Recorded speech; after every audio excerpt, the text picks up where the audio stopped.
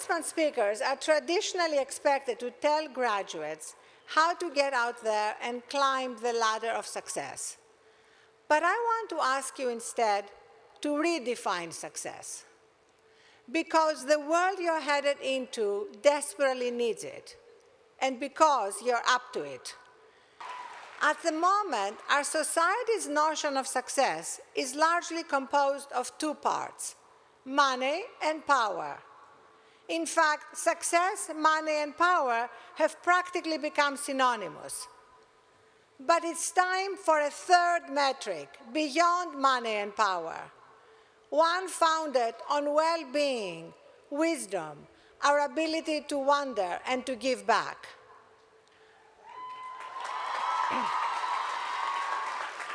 You know, money and power by themselves are like a two-legged stool. You can't balance on them for a while, but eventually you're going to topple over.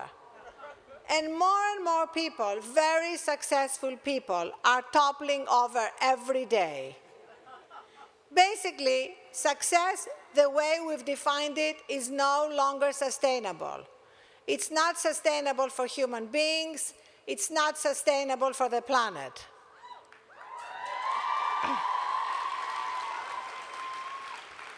To live the lives we want, and not just the lives we settle for, the lives according to society's definition of success, we need to include the third metric.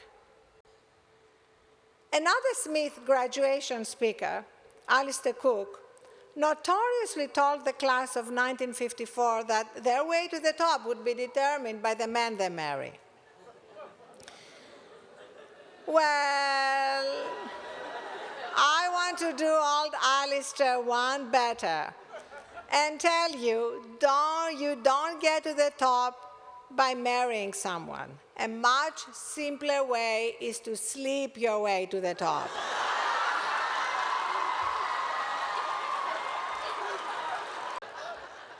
But no, I'm talking about sleep in the literal sense.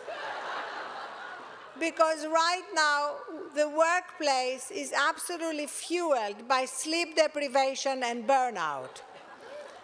I actually know of what I speak, because in 2007, sleep-deprived and exhausted, I fainted, hit my head on my desk, broke my cheekbone, and got 4 stitches on my right eye. And that was the beginning of my reacquainting myself with sleep and with the need to redefine success, to include our own sense of well-being. Because even if sleep deprivation is not affecting your health, it's affecting your creativity, your productivity, and your decision-making.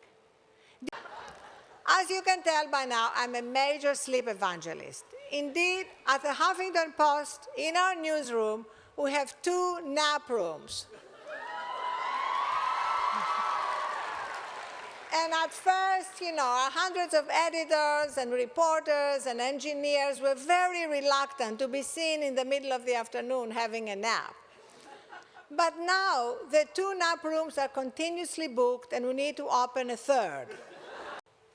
When we include well-being in our definition of success, another thing that changes is our relationship with time.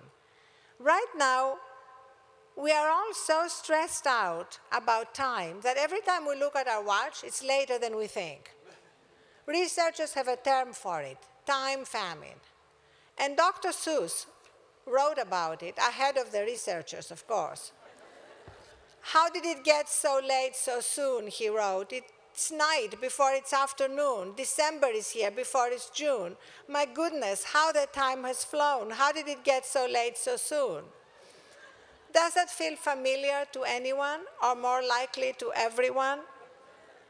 The problem is that as long as success is defined by just money and power, climbing and burnout, we will never have the time to be able to enjoy that other aspect of the third metric, wonder. I was blessed with a mother who was living in a constant state of wonder, whether she was washing the dishes or feeding seagulls at the beach, or reprimanding overworking businessmen. She maintained her sense of wonder, delighted at both the mysteries of the universe and the everyday little things that fill our lives. And whenever I'd complain or be upset about something, she would say to me, "Darling, change the channel. You're in control of the clicker. Don't replay that bad, scary movie." If you look around you, you see leaders in positions of power, in politics, in media, in business, all of them with high IQs, great degrees, making terrible decisions.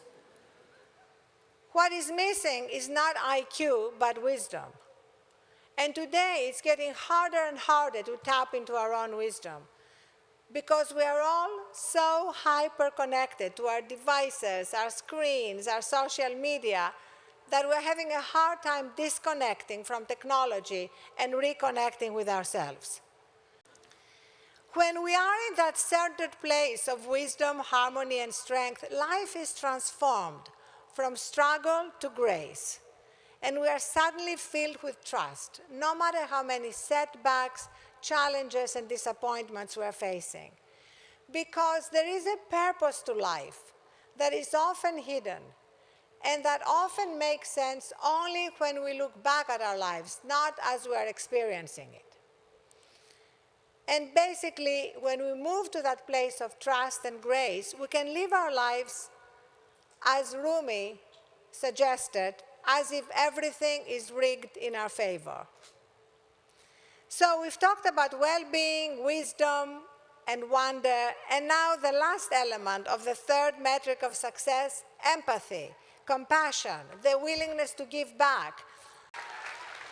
Smiths have given back in countless ways, near and far, working with Chinese schools and NGOs through the Smith China Project, spending time in the community with people with disabilities through the Best Buddies program, tutoring children in Holyoke, and using digital storytelling to start conversations about health issues in Springfield.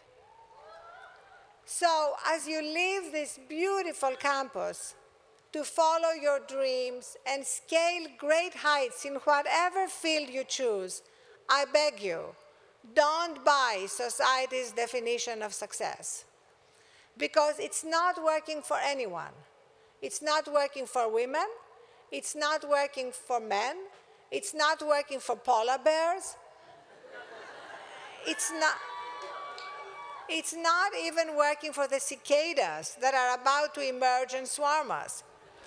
It's only truly working for those who make pharmaceuticals for stress, sleeplessness, and high blood pressure. And remember that while there will be many signposts along your path directing you to make money and climb up the ladder, there will be very few signposts reminding you to stay connected to the essence of who you are, to reach out, to pause to wonder, and to connect to that place from which everything is possible. My Greek compatriot Archimedes said, "Give me a place to stand and I can move the world." So find your place to stand, your place of wisdom and peace and strength. And from that place, lead the third women's revolution and remake the world in your own image and your own definition of success, so that all of us, women and men, can live our lives with more grace, more joy, more empathy, more gratitude, and yes, more love. So, class of 2013, congratulations, onward, upward, and inward. Thank you.